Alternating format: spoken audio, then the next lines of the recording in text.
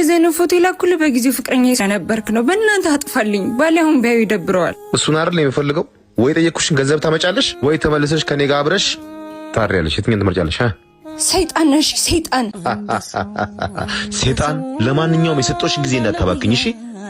የተረገምክ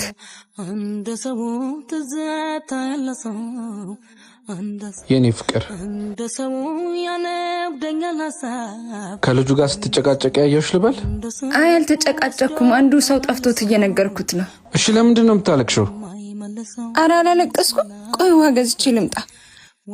እንዴ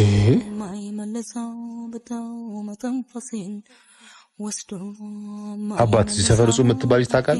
እጹብ አይ ወይኔ ጉዴ ፈላ። አላቅም ጉዴ